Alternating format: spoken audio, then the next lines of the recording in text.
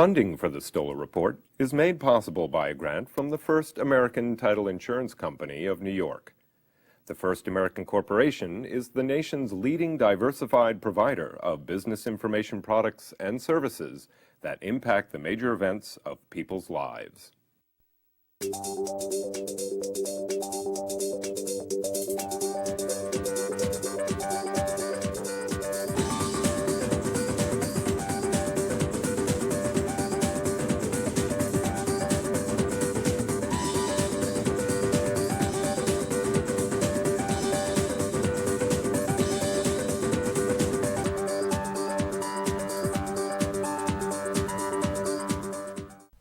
Welcome to the Stoller Report. My name is Michael Stoller. The topic of today's discussion is Developers Forum. My guests include Mark Altheim, Principal of Atlantic Development Group, Scott Demansky, Principal of PRD Development, Ed Beccaro, Managing Partner of Colalco, New York, Stephen Krieger, Principal of Engel Berman Group, Dean Palin, Principal of the Palin Enterprises. And last but not least, even though we have developers here, we always need a banker. We have David Saperstein of the Titan Capital Group. You walk around Manhattan or any part of the city, because these people are developing all over, all you see are construction cranes. You see a lot of construction taking over. Now, who's doing it? These people are some of the major people doing business. But what kind of developments are there? There are going to be residential. There are going to be assisted living. There are going to be student housing. There are going to be shopping centers. There are going to be apartment houses in Brooklyn. Who's doing it and why are they doing it? And with interest rates going up, can we develop? With land costs go up? What's going on, Mr. Altheim? There's a lot of development going on in the city, of which affordable housing, which Atlantic Development Group specializes is able to do the affordable housing because of the good real estate market in New York City. Without the ability to have condominium development going on, we could not do the inclusionary housing projects that we do. But for my guests, you know, the big question, prior to the show, we spoke about affordability. What is affordable housing? You know, we asked Ed, and he said affordable housing, you know, is, you know, somebody paying $800,000. We asked David, and he said he has people, you know, in different categories. What is affordable housing in the way you do affordable housing? And then we're going to get Stephen to talk about affordable housing out in Long Island. The affordable housing that Atlantic Development does is for people making between $22,000 and $35,000 a year. And those apartments that we developed in Manhattan, including a building on 35th Street, which is 33 stories high, rents will average about $750 a month. So how does somebody get an apartment? How does somebody like win the lottery to get an apartment for $750 a month to be on 5th Avenue in Manhattan? Well, we just had a building at 521 West 42nd Street. It's a 19-story building, 75 apartments, and there were 11,000 applications for 75 apartments. So there were 11,000 applications for 75 apartments. So as one person would said to me, 10,925 people lost the lottery and 75 people won the lottery. It shows the demand for affordable housing and the demand to be in New York City. Now, how does somebody, okay, and I think my audience is really will really gain something on this. How do they get into the lottery? How do they apply? How do they qualify? And what do they have to earn? The best way to get into any type of affordable housing, mostly they're all sponsored by HPD, and HPD has a website which lists regularly the affordable housing projects that are available. So I would recommend you go to the HPD website because that has the most current information on affordable housing. And they can earn how much of their income? There's a percentage, isn't there? 30% of your income goes to pay the rent, is the general rule of thumb. Now, Stephen, you're building out, Mark is doing in Manhattan, the Bronx, and the boroughs. You're in Queens, you're in Long Beach, but you're also doing a very interesting type of project out in Plainview. Yes, we're building a 134-unit townhouse community for seniors and also for first-time, next-generation home buyers. Is it seniors or active adults? Well, it's active adults. It's 55 and older. And in addition to that, we have 28 units that have been set aside for what we call next generation housing, where there's a price limit. We're selling a 1,400 square foot, 2-bedroom, 1.5 bath, 2-story townhome with an attached garage for $250,000, which is a tremendously low price for Long Island. That unit would probably be appraised for between $500,000 and $600,000 on the open market.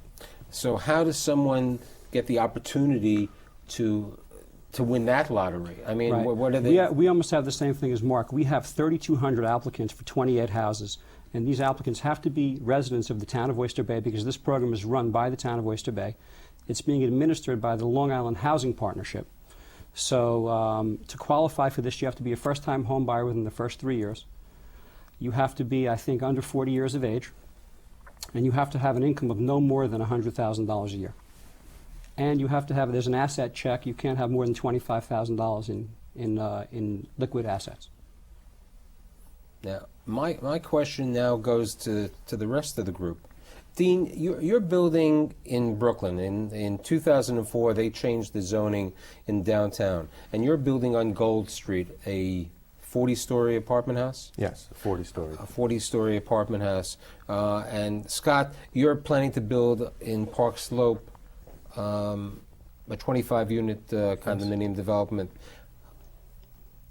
Who's buying over there? And what are the prices going at? Dean? I see there's a lot of young professionals who want the proximity to downtown downtown Manhattan, can't afford to live in downtown Manhattan or don't choose to. You have, in downtown Brooklyn, you have the proximity to the BQE. You can go in either direction if you so choose. So there's a lot of people that want that alternative and be, in the downtown area and take advantage of the new zoning. I find my market to be a lot more family oriented. I'm going to be developing a traditional style, old world Brooklyn charm project that's going to cater to the young professional families who, like Dean said, can't afford to be in Manhattan but need the proximity. Probably a lot of the families will be original Brooklynites, with young families who commute back and forth regularly, and it's a very short commute. Ed, you're developing in Jersey City, as we said prior to the show. Manhattan, New York City's sixth borough. Sixth borough. That's right. As Josh Musk said, it's never going to be the sixth borough. But what's happening in Jersey City? Can people have an opportunity to own in Jersey City at an affordable price? I think within a good 15-mile radius of the downtown Manhattan area, it's probably the most affordable place to live with good transportation to the city. You could probably pick up a unit there for about $350 a foot, where we are, and that's affordable. But that's not new construction, yes, Stephen? We're building new construction right now on 117th Street in the Ocean in Rockaway Park. Where our prices, that's interesting. Because Dean's done something over there. Rockaway has really sat dormant for 30 or 40 years. I mean, Jersey City has had the same problem. Mark, in the Bronx we were talking. But Rockaway has that beautiful beach. It's the same beach as the Hamptons. And and who's moving? What are you building over there? We're building a development called the Ocean Grand, which is an 8-story condo. It's about 100 units. We're about 85% sold right now. And we have all facets of people are buying there. We have doctors, lawyers, retired firefighters, stockbrokers, retired police officers. We've actually given a 7% discount to emergency medical technicians, firefighters, and police officers on that job because of what happened with 9/11, and also because of what happened actually in Bell Harbor, a couple blocks away, with the plane crash that took place over there. So we've been very. And what can somebody buy an apartment for over there? They can buy a 1-bedroom starting between $350,000 and $400,000. We have 2 bedrooms that start at $500,000. And then we have some 3 bedrooms also that start about $600,000. And are they on the water? They're right on the ocean. Right on the ocean. Oceanfront with a walkway onto the right onto the ocean, right onto the boardwalk, right through the ocean. Beautiful building with great amenities. Now, the only negative that I can think of is that one of the problems with the Rockaways is the transportation. Correct. We have a subway on 116th Street that takes you right to the city. It takes about 45 minutes to get to the city from there.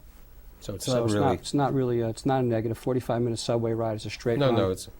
But Dean, you built in the Rockaways. Yes, we build 2 and 3 family homes in the Far Rockaway area, and you know, you can own a home for $500,000, $650,000. So what depending on a 2 or 3 family. So someone over structure. there, you know, and this I think we were talking about the opportunity. Somebody over there gets the situation of we won't call it the mother-daughter, but if they are living in the home, they have the rental income, which reduces that, and somebody could possibly be living there affordable.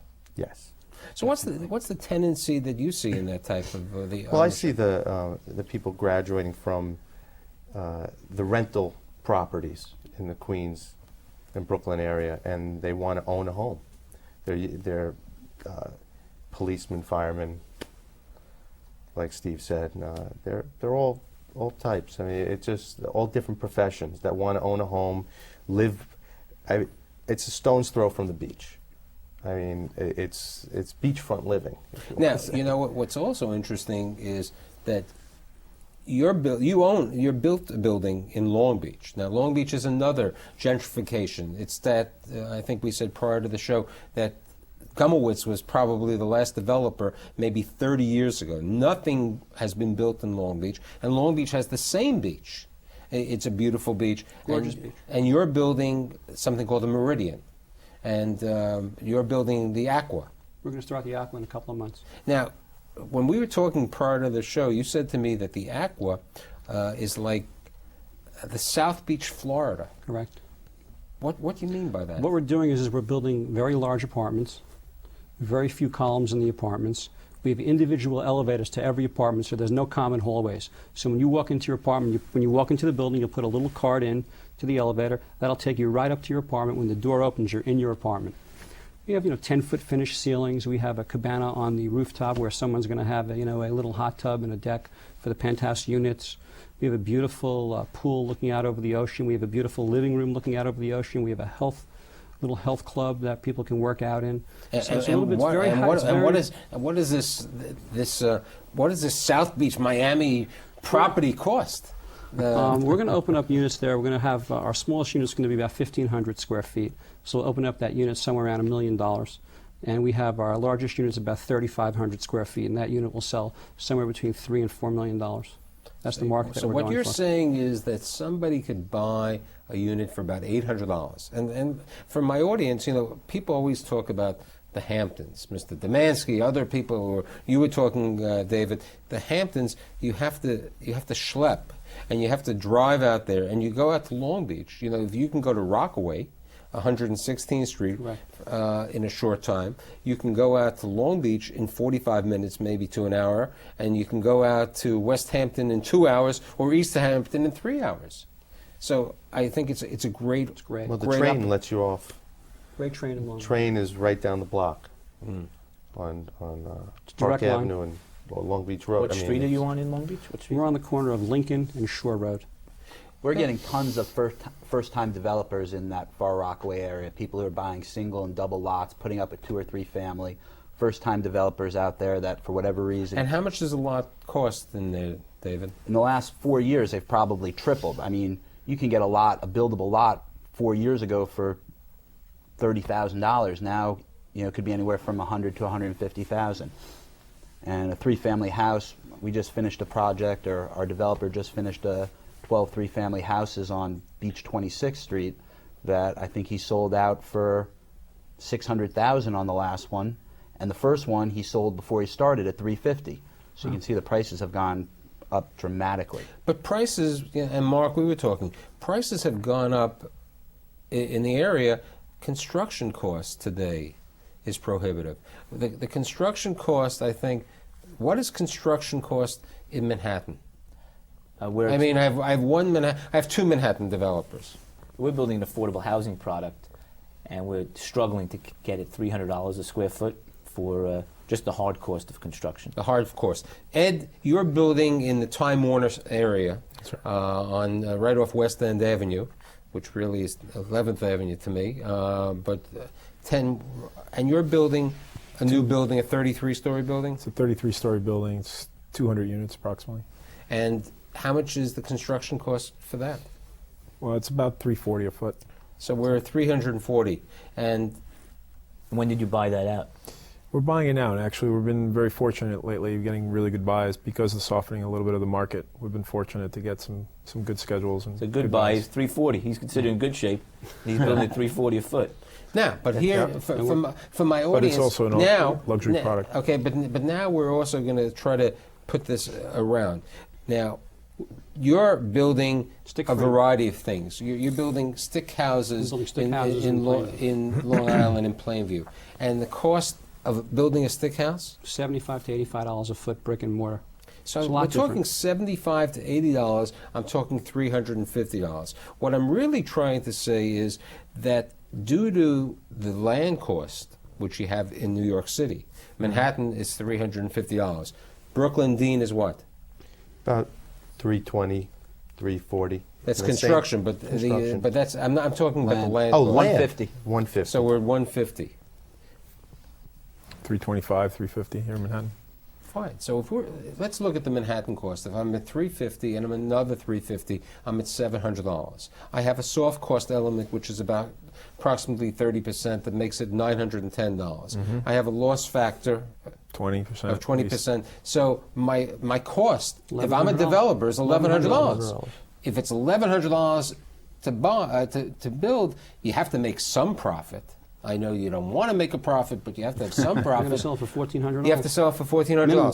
My question is, how does someone, and we were talking about this, David, before, how does someone afford that? Who's buying that? How can they? Well, it's not 25-year-old guys right out of college. It's people but who you are. said, David, you said you have a friend who's he's a teacher and they're earning $115,000. They can't afford. Of course not. They're moving up to Harlem. They're moving to, places on 112th Street, beautiful new developments that are close to the park, 2 blocks from the park. And those places have gone from $500 a foot when we first started financing buildings up there in the last 3 years to $750. Who would have ever thought $750 a foot on 112th Street? $1 million apartments. The real problem is, all these areas are being gentrified, and they really still need to keep New York a balanced place. That's why it's so vital. Even 50 units here, 75 units here. There's some people who are out there saying, don't build the affordable housing if it costs $900, a foot by the end of the day to build it. And we say that doesn't make sense, that there always has to be affordable housing. In these other areas, Far Rockaway, I remember growing up as a kid, what's going to happen to the people who live there now, who have stayed there their whole lives? And that's a real challenge to all of us, I think. We don't want to drive out the people who, low-income New Yorkers who work every day and still want to be in the city, that are the engine of the city as well. So I think it's a challenge. And that's Mark why the two-family product lends itself to that. So someone can afford to buy these units, Right, but and Dean, rent out. there are only certain areas that you can do this. You can't build a two-family in the borough of Manhattan. You can build it in certain areas of Queens. You can build it in certain areas of the Bronx. You might be able to build it in Well, the Staten Island. townhouses in Harlem. The Two-family townhouse in Harlem. The two-family townhouses in Harlem were all built as affordable. Those weren't built as operation. Young professionals are moving to Jersey City. Hoboken's already, they're ready to move there and moved out. Long Island City, Williamsburg, huge developments going on. We're going to see big in Greenpoint, and where Dean's building right now. It's, the Gold Street, Myrtle Avenue, Johnson area, right by the Manhattan Bridge. That's where young professionals who make $150,000 a year as a couple are moving to. They're also moving out to Long Island. They also can't afford Manhattan anymore. They're moving out to Long Island, some Right, of these but- young but- professionals, and buying homes, as opposed to the people that have been brought up in Long Island who want to stay in Long Island are sort of being pushed out. There was a study by the Acorn Group that there are 87 developments in downtown Brooklyn. 5,942 units are going to be built within the next 2 years in downtown Brooklyn, already planned. Unfortunately, only 3% of them have affordable housing. That's less than 300, it's less than 200 units are going to be affordable housing. People need the affordable housing. Now, isn't there a catch-22 with affordable housing? I think it's a free market, and I think all of us are operating within the parameters that the government, city government, the policies they've developed. And there's HPD is a great agency that's done a lot of very good programs. And I think, I mean, I can't speak for these fellows, but it would seem like 10%, 15% would be a good number of affordable ratio for those people. But I don't understand. What's the bad side? There's no bad side to affordable. There's not a bad side. All I'm saying is that there's some legislation coming out with what happened in Williamsburg. Williamsburg, they said, if you want to build on the water, we will give you the right to go to a higher density, a higher height, as long as you build up to 27% in an affordable component. On the property. All on the property or adjacent to the property. Everyone won. It's a Remember, win-win. these Everyone areas win. were dumps before. No one was win-win. living there. That 3% is 3% more than you had No, a few years ago. I mean, this is Broken down 27% over there, but this is not downtown Brooklyn. But there are FAR bonuses for that, correct? Correct. So that's a win-win for everybody. Right. Make it a little bigger, you put affordable, and it's not a bad thing for people who have a lot of money to live next to people who don't have that much money. It's not a bad thing to mix people, because that really reflects reality. Do you know the doors are closed? Who's living next to No, you? wait. No one knows. I'll give you better. not- In an 80-20 situation, last year I went to Avalon Bay's property on Christie Street, the first development in 50 years on Christie Street. Christine Houston. Christie and Houston in the Bowery. 26% of the apartments over there are affordable. You can't see which apartment is affordable. One apartment next to another apartment, it's just there, and it has to be broken down. It's the 26% have to be in the 1 bedrooms, the 2 bedrooms, and 3 bedrooms. And that's the component, and that's the good part of what the city has done. Now, besides residential, you've built student housing. We have a portfolio of 5 buildings that we net lease to NYU, which has worked out to be a really good model for us. We take existing buildings, we rehab them, and we then provide them to NYU. And the interesting thing, Stephen happens to have something in Long Island a number of years ago. Assisted living was a big item, and probably the premier assisted living is the Bristol product that you built. And what is assisted living? You know, we got to the subject before of what is active adult and what is assisted living today. Assisted living is a social model where we take care of people who need help with their activities of daily living, which means bathing, eating, grooming, dressing, and toileting. We provide 3 meals a day. We have a full housekeeping staff. We do laundry once a week. We have a 4-star chef, usually from a very fine restaurant, comes in and cooks for our residents. We have a full recreation staff. We have personal care aides on staff. We monitor medication, can't administer medication because we're not a medical model, we're really a social model.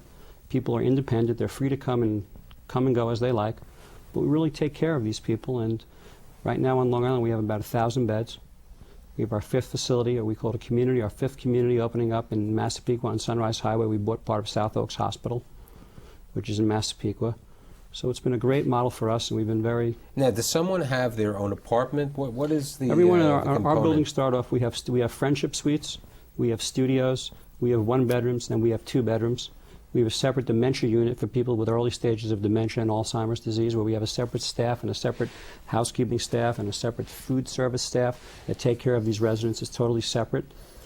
And we have, the first unit that we have is a friendship suite where people walk into a unit, they have their own bedroom, their own bathroom, but they have a common kitchen. And quite frankly, most of the people in these in our assisted living units are not using their kitchens.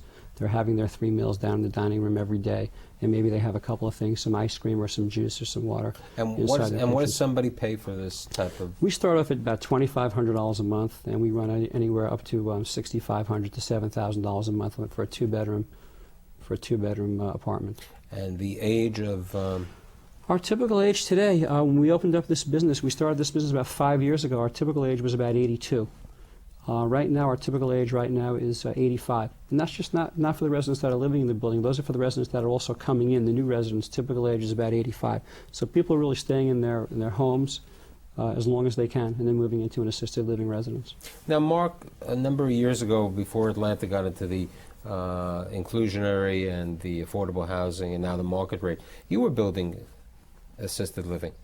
We didn't do it as well as Stephen, so we had to get out of the business. No, but you built two in Brooklyn. We built one in Ossining, New York. You want to be near Sing Sing? Stratford, Connecticut.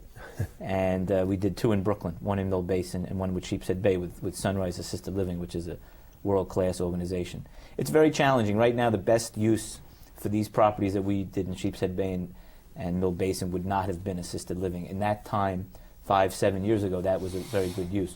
With Stephen, I just wanted to how the zoning works. I mean, in Long Island, it's very hard to build multifamily. And I salute these guys for doing it. The real question is, how do you do affordable assisted living? Because we talk about affordable, there's a whole generation of people who are going to need assisted living. And when is that going to be a topic to discuss? I mean, think about it. You have an aging population, and you have people who are not going to be able to afford $5,000 a month for the services that these guys provide. Right, because prior to the show, we said, why hasn't assisted living worked in Manhattan? And you were saying? The highest and best use of Manhattan, number one, is not assisted living. And secondly, our residents are people from the suburbs. When something happens to you and you live alone in a house in East Meadow, you have to call a plumber, you have to call an electrician, you have to call someone to come and fix the house. When something happens to you when you live in Manhattan, you live in an apartment, all you do is pick up the phone, you call the super comes up and he says, what do you need? He comes and fixes it. If you're alone living in Manhattan and you need to have a meal delivered to your apartment, how easy is that? You can call 10 different little pamphlets that you have put underneath your door and someone comes and drops off the food. In Long Island, you're not getting, it's very difficult to get Meals on Wheels to get in touch with the counties and, who are doing a great job. And the Nassau County Office of Senior Citizen Affairs does a great job, doing a Meals on Wheels program, but they can't get to all these residents. So there's really no need, there's no convenient need in the urban areas for assisted living. People living in a rent-controlled apartment, they're going to get out of their rent-controlled apartment. They don't have any equity. They haven't built up any equity over the years, and now they're going to move into an apartment, assisted living. They're going to pay $5,000 to $6,000, or in the city even more, $8,000 a month. It just doesn't really work. Well, he's in Queens. He knows, right? Now, wait, you have... Yeah, I have assisted living in Forest Hills. And when we bought it, we thought it was the highest and best use. Again, it was about the time when Mark was doing his projects, 5, 6, 7 years ago. And times have changed. I mean, we're doing well at the facility, but it's probably not the highest and best use today. And despite the fact that Queens has the highest elderly population throughout the country. And people can stay in those apartments. And people stay in the apartments. And, yeah. and they eat the convenience of living in an urban environment. Right. Prevents us from achieving the occupancy that Stephen has. Truth of the matter is, everyone wants to own now. The highest and best use everywhere, almost throughout the tri-state, is condos. Everything's turning over to condos. Everyone wants to become a developer. Yeah, but you still have a demand for assisted living. Definitely we have a great demand, demand, but as a developer, why would you want to build that when you could sell out for $1,500 a foot instead? There has to be some incentive to make it work. That's a social problem. But someone said to me, I think it was on my show last month, we were talking about rental housing, and the comment, I think it was Hal Fettner, and he said, I love rental housing because each month I know that I have, it's not, when you guys are in the office buildings, you have office buildings, you have office buildings, you have office buildings. If one of the major tenants moves and you have to re-rent it, you have a problem. If you have an apartment house, one tenant moves, it's not a problem. Why aren't we seeing any rental housing? I mean, David, you say that everything is condomania, which I call it. Why aren't we seeing any rental housing?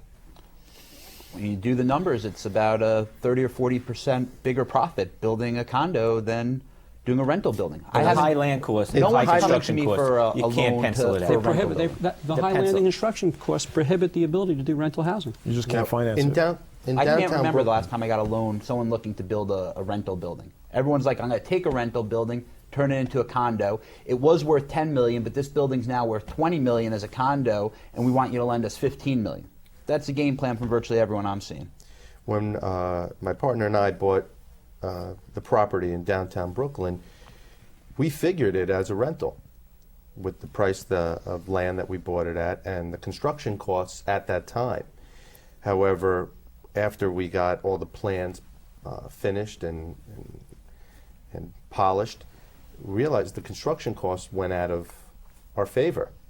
So it didn't really pencil as a rental anymore. Because the construction costs were too high. Yes. And you guys got a believe great me, land I would price. love to have a rental fallback. I mean, who wouldn't love that? I'd love to have a rental building. We have rental buildings in Manhattan. You know, We're building a new rental. It's going to open in about 6 months at 33 West End Avenue. So that will be a rental product. I think we're going to do very well because there's no other rental product on the market. Right. This is at 61st and West End Avenue. Unfortunately, in Manhattan today, with the exception of the Liberty Bond deals in Lower Manhattan, there are no developers building new rental housing.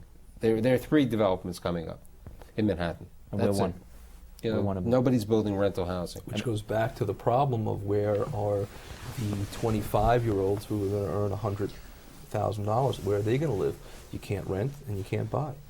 So they're going to Strasburg, Pennsylvania? No, They they go go to the you're Poconos? The They few buy a rental condo buildings and- out there are going up 10% a year. I mean, I have a friend that their rent just went up 12% from last year. I mean, the family with 2 kids, 2.5 bedroom apartment that now is going to cost was $4,000. They're renting it $4,800. And then People that are also moving drives you to the more and condo. more How north. can you pay? How can you justify paying $5,000 a month and not getting some equity back for it? I mean, at some point, it doesn't make sense. I guess these 25-year-old kids, they did They're what we not did, right? You, situated you, yet. you, you either buy a condo from one of the parents, or you rent it back from them. They stick 3 people in a unit and do it that way. They make it like student housing. Make it like student housing. Now, Ed, your company, besides developing the property on 59th Street, 59th, 60th Street, Element, yep. You bought a historic townhouse down in the West Village? Well, most people like to think it's a historic townhouse, but it's actually not within the landmark district, and it's not. That's a good actually thing, right? It's a good thing, although we're With battling the with exception of down zonings, they would say. Right. Yeah. It is a historic carriage house, although the Landmarks Commission hasn't given it any kind of significant designation or anything like that. So we're going to be knocking it down and actually building up a 22-unit luxury condo building. How high would that building be? We're hoping 10 stories. We were downzoned actually. We lost 1/3 of our floor area there about 6 months ago. Now, a number of years ago, Buy and some it's- inclusionary housing if you qualify. Then you They can. don't actually there. a number of years ago, it's interesting, you did a property on Crosby Street. On Crosby Street. And David's company Was actually our was your refinanced lender us, on that's that. right. Yeah. It's a coincidence. And that was, you You're talk still about talking. Yeah, We're one of the few people that aren't loaned to own. We just want to see them make a lot of money. There you right, go. but you talk about the gentrification of the city. We were the first You know, people and on we've that talked street. about gentrification today. Yeah. Now that was in Broome Street was not an area. It was on Crosby Street. It was a trucker's street where they would deliver. It was the backside of Broadway, and we did a great boutique project there where there were a lot of celebrities that bought in there and large units, 4,200 square foot units, and now there's a penthouse there on the market for $16 million. Wow. The ultimate I tried to coincidence convince them What'd you sell that when, unit for? when they first came to lend us the money. It was a hard time to convince them we would sell $325 a foot in those days. We sold for $1,200. Wow. And the ultimate coincidence is I have a friend who bought in that building. I didn't even know about it till years later.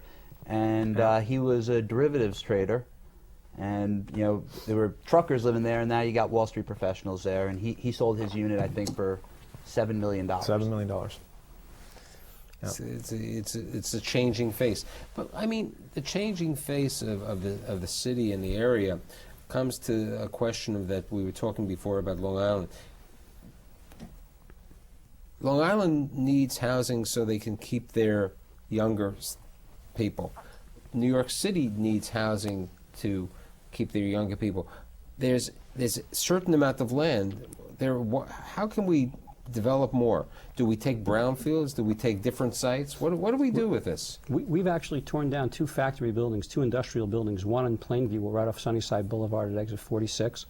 We took a 160,000 square foot building, tore it down, and we're building 134 houses. And we're doing that again in West Hempstead. We have a 160,000 square foot industrial building, which is in the middle of a residential area. We actually bought that to build some senior housing. We were turned down by the municipality for senior housing. And now we're going to build, instead of 289 units of senior housing, we're building 53 single-family homes in West Hempstead and Nassau County. Why would the municipality turn down senior housing when they can the benefit of senior housing from my audience is that you don't have to worry about schools. You don't have to worry about schools. That's the reason why many of these have communities are very up for the senior housing. You don't have to worry about schools. We probably would have generated in excess of $2 million in school taxes with no school added children at all. So there would have been a windfall of $2 million because the existing taxes on the factory building were about $333,000, 60% of that going to school taxes. The community came out. Here we had a factory in the middle of a residential building and said we don't want senior housing. No matter what we did, we lowered the number of units, we changed the units, we let them design the units, and the community came out against senior housing.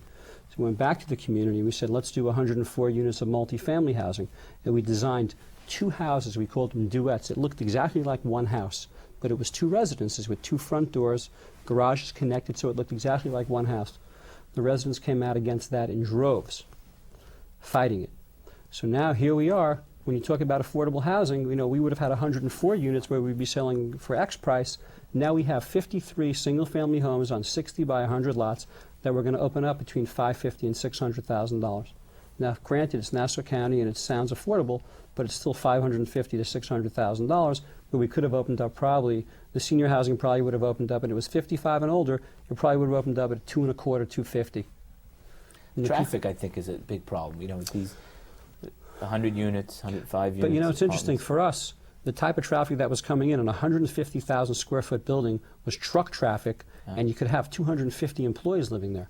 That traffic was overwhelmingly more than the traffic that would have been generated from from a senior housing, development. It didn't matter to them. It Did you have to provide studies, traffic studies? Of course. And the thing is, the elected, not like the Meadowland traffic. Right. And, the elected officials, they're elected. They keep their jobs by being elected by their constituents. And all these people just came out in droves against it. It didn't matter how many community meetings we went to, and this very rarely happens to us. But in this community, they came out against us and fought us. And we'd like to push the ball down the hill, not up the hill. And we finally said, hey, let's do what they want, and let's give them what they want. How about adaptive reuses of movie theaters? Those are going to be out of business very soon. We got to figure out how to take these mammoth multiplexes and figure out what to do with those. That's what I'm thinking. Because so what do you do? I don't really know yet. We got to figure it out. But there's there's movie theaters. There's too many big parking lots, movie theaters.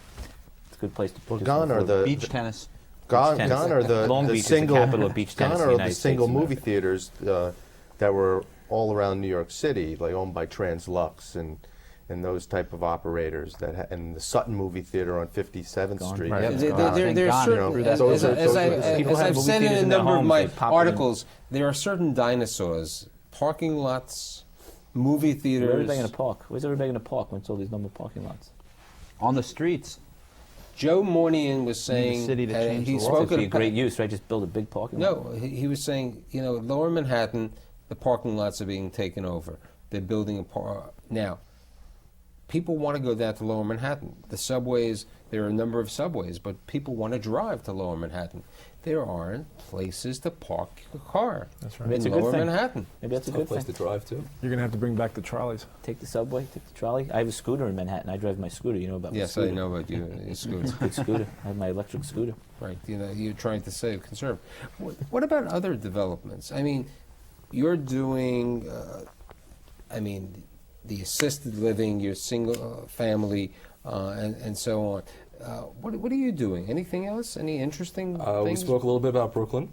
We'll be developing 21 units in Park Slope, and we have a piece of property on Flatbush Avenue, right next to Forest City Ratner's Atlantic Yards development that will be a retail-based project, and we're going to be going in for rezoning for that.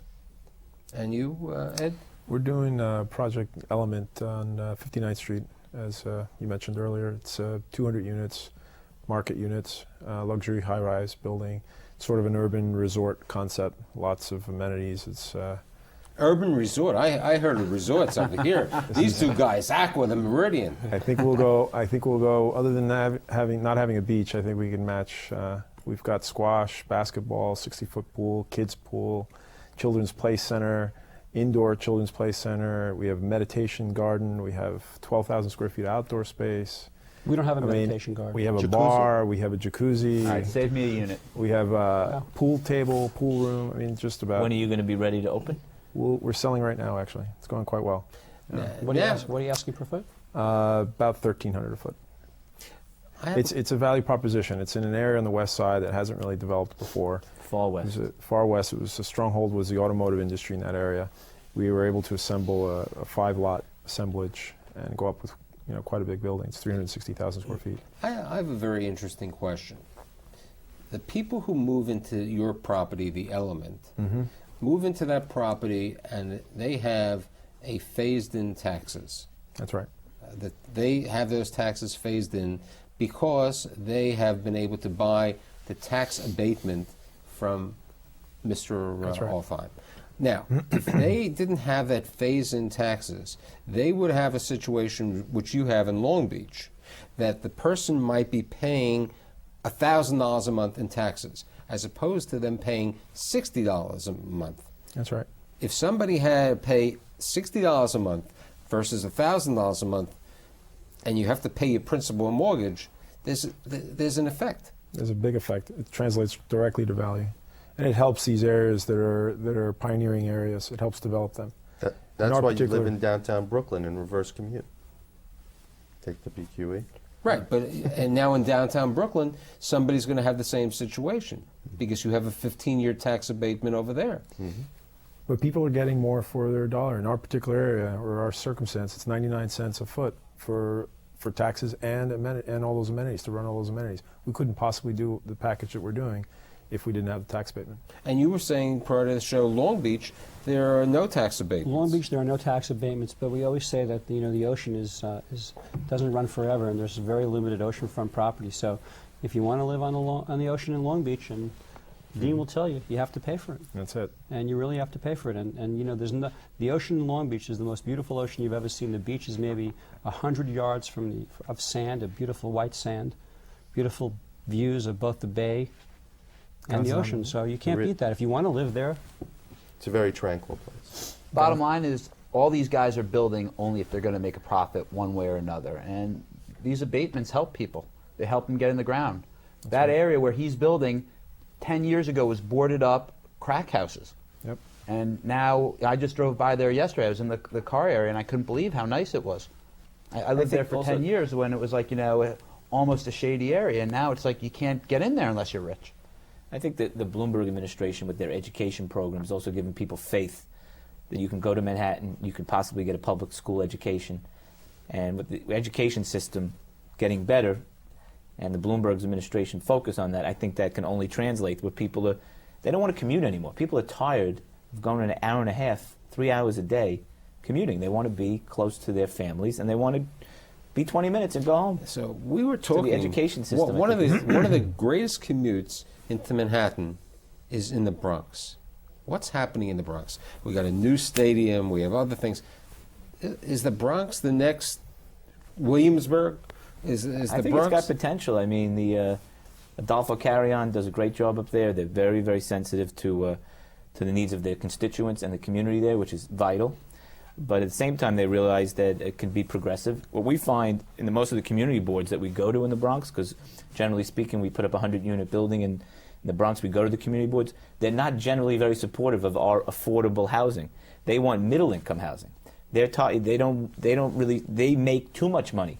If you're a nurse at a hospital, Lincoln Hospital, you make $40,000 a year, and your husband works somewhere else, and you're making $90,000. These are the folks who are saying, they're jumping up and down, saying to the city, we need to find a program, and it's very hard at this point in time to find that product, a rental product, for those folks. They don't want any more affordable housing as we provide affordable housing. They want less affordable. But you built a property near Van Cortlandt Park that was not that affordable. I mean, it was more. That's always been a kind of a middle-income area. We found a piece of property there, and we're charging $1,400 a month, $1,500 a month rent for 2 bedrooms, and it went like, we have a gym, kind of a Manhattan-type project in the Bronx, in the northern Bronx. But the southern Bronx, I think, is set to go on fire also because it's so close to Manhattan. The northern Bronx already is like Williamsburg. It was before Williamsburg. We financed at least 150 multifamily homes in the Bronx in the last 3 years. Not huge developers like these guys, but guys who build a few houses at a time, and they're on fire. Everyone wants to buy it. Like he said, in those areas, people who make $90,000, $100,000 combined income can buy a two-family house there for $400,000 and actually be a homeowner. 30 minutes from New York City. Dean, you have property out in Elizabeth, New Jersey, don't you? Yes, we have industrial property in the Port of Elizabeth and Meadowlands and Linden area of New Jersey along the Turnpike. That's a totally different ball game from residential. I mean, like you said, the tenant. But you moves know out. what? You heard what Stephen said. They took an office building and converted it. Well, that's going on in Elizabeth Took a factory, I too. think. We took two industrial buildings, Right. actually. Yeah, there's a lot of home Storage building. builders moving into the area in Elizabeth. The waterfront is being built up. You have Jersey Gardens Mall. However, there is a vibrant. You need the industrial component to support those houses. The people work in those factories and the warehouses and the garment companies, and we need that component. So you're keeping this Yes, we current keep. uses? These are properties that, like we said, in the 60s, they were built for $5 a foot. Now they're getting $6 a foot, $5 a foot in rent. Right. But they're a necessary component. They're the warehouses that service Manhattan. Long Island City, where Fresh Direct. How are they going to service Manhattan? They don't have a warehouse. That's right. Okay? We got to, we spoke about the water. Long Beach, Rockaway, Jersey City. We didn't talk about, there is one great section of water in the borough of Brooklyn that we haven't discussed. The home of the Brooklyn Cyclones, Coney Island. What do you see happening in Coney Island? And you have property in Coney Island. I built a shopping center on Mermaid Avenue about 7 years ago, and we were one of the first ones there to bring in credit-worthy tenants, real names, Rite Aid, Dunkin' Donuts, Blockbuster Video, Rent-A-Center, and since then things are happening, and Thor Equities is proposing a huge development on the beach, and the area is ripe for it. It's very, it's a mixture right there. It's not like Long Beach, but it is a beach, and it has, Seagate and has. Yeah, Seagate was a beautiful, nice community.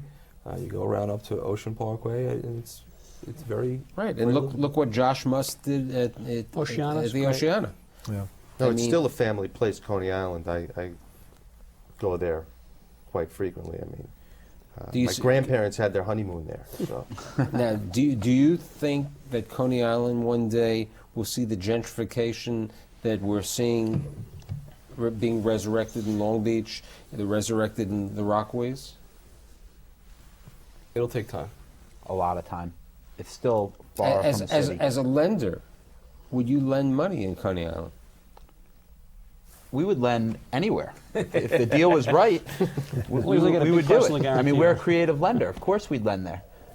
In fact, areas like that are great because the developers there aren't going to go to a traditional lending facility. They're going to come to someone like us. They're not going to. Most of the people who are likely to build in Coney Island are people that don't have banking relationships, that can't walk into a bank like these guys can and get a construction loan. They have to come to a direct private lender because they're just not sophisticated enough or don't have the credit to walk into a major money center bank and get funding. But we would definitely look at deals there, development deals. Just haven't happened yet because people don't want to live there. Far Rockaway, people want to live there because it's beautiful beaches. We developed deals where there were shanties, and the developer, we financed them. The developer knocked down shanties and cleaned out, tons of disgusting stuff, and now they have beautiful homes on the beach 50 feet away. I couldn't believe the before and after of what these guys develop out there. But, you can have developments, but if you don't have, like Scott said, some retail. Rite Aid will follow. Believe me. I mean, Blockbuster, Rite Aid, they're all going to follow. They want to. Credit tenants want to follow where there's going to be. Gentrification. Yeah, once sure. there's density, there's They'll follow. I mean, I think this week they opened up a Fairway in Red Hook. Red Hook is, an area that they're talking about. If I was a developer and I had a crystal ball, where in the 5 boroughs would you want to develop? I mean, we speak of other areas. Where do you think you could develop, and on what type of properties? How do we develop? How do we find something interesting? I would say waterfront in Brooklyn. You like the Greenpoint, Williamsburg area is going to be Huge. in Long Island City. I think Long Island City, it's going to Greenpoint. really come around in the future. What happens In Near Queens, future. Queens, the zoning is not as good. The Bronx zoning is much better than Queens has low density zoning. Queens has good potential if they ever upzoned it, but you couldn't really see that happening. I mean, Whitestone, like Whitestone, there's that whole area that kind of seems that Well, College Point is a College great Point. area. That's I'm referring to College Point. Yes, I'm College thinking. Point is, a great area. Beautiful parks, close to the water, close to the airports, good transportation. College Point. I've done a few financed a few developments there, and everyone who's moved in seemed really happy. What there. about Flushing? Flushing's going nuts. The values there. They're charging $1,000 a square foot in Flushing. I think Yeah, there's Flushing is you can't even afford to get in. You can't get dirt it's there on anymore. fire. Flushing's. But in Williamsburg going on and in Flushing. I Greenpoint, don't you know can how many- take it. There's a lot of work has been done within the communities to come up with new zoning plans. But for isn't that there an waterfront. infrastructure problem with transportation in Williamsburg and Greenpoint?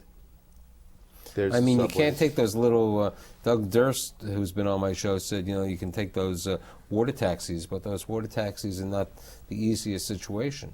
I mean, And maybe Jamaica Queens is a I really- potential area soon. I really because Jamaica- think the subway. You have the G line and it either takes you into downtown Brooklyn or Long Island City, and you're after- right into Manhattan. As soon as they got 4 skyscrapers there, you're going to see more water taxis. Definitely. The transportation will follow once the people are living there. how come you went to Jersey City, the 6th borough? We, I guess 2 years ago when we were looking around for new acquisitions, we had a difficult time of rationalizing the market, and we felt, let's look in the outer boroughs. And we looked at Jersey City. We followed the path. We felt that the path was a big, I guess, a big aspect of the rationale of going out there. We felt that if you could get into the city in 12 minutes on a path, it would make a lot of sense for a lot of people that work downtown, a lot of mid-level management that are looking for a place to buy, where they're going to buy a place for $350,000 and get to work in 10 minutes. Right, but you're not building new. You're building. it's an adaptive You're reuse. converting in a way like Yeah. like Stephen did. I mean, even more adaptive. You're taking the American Can facility and building apartments out of that. It's 502 units, 1 million square feet. It's a big project. It's a big undertaking. It's an area that's been depressed for a long time. No construction has gone on there for a long time. But we felt that it had some good fundamentals. It's 14-foot ceilings, so you're getting a nice product. It's a big loft type product, and that area has lacked some development for quite some time. So, but the path is right there. It's walking distance, so it's makes a lot of sense. Stephen, how come you went to Rockaway? I mean, you guys were predominantly, with the Bristol and the Long Island, all of this.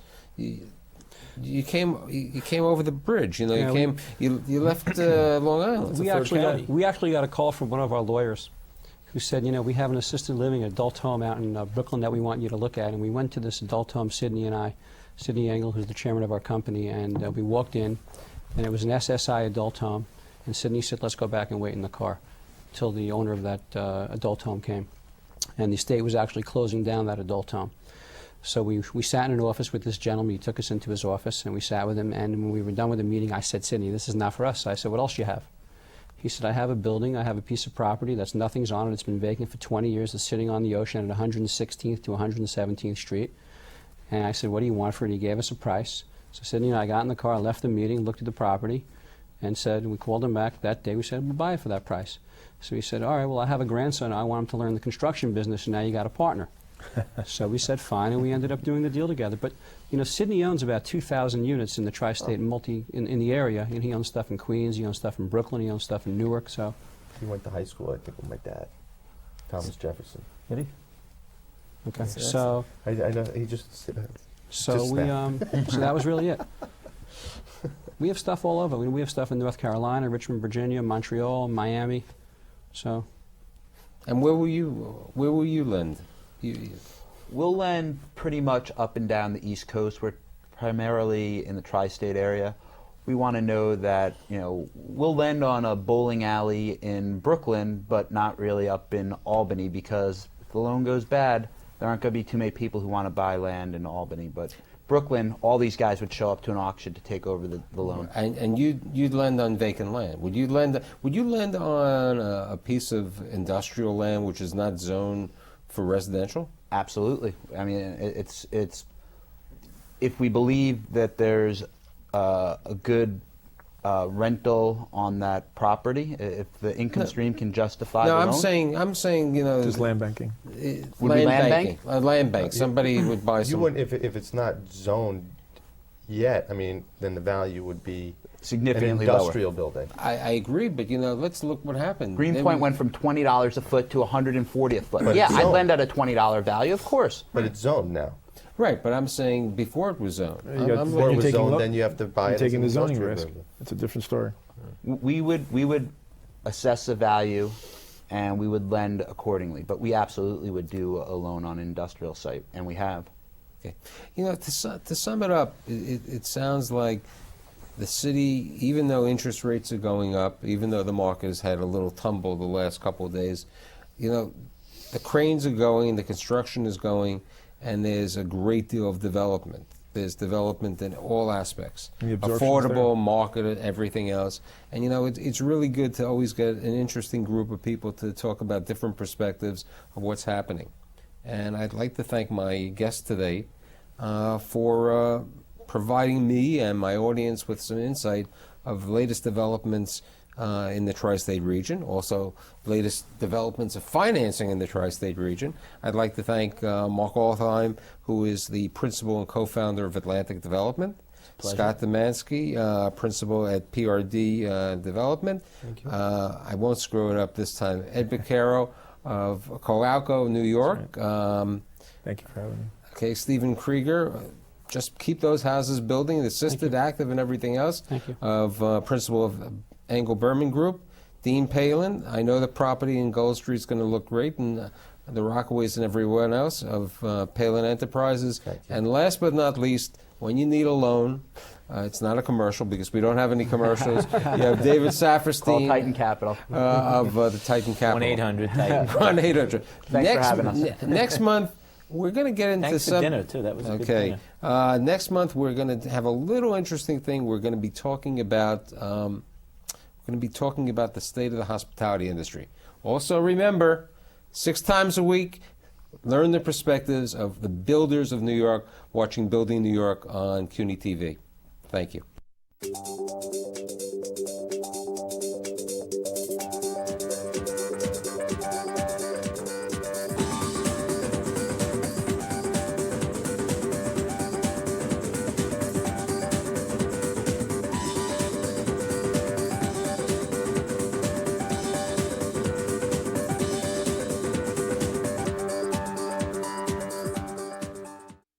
Funding for the Stoller Report is made possible by a grant from the First American Title Insurance Company of New York.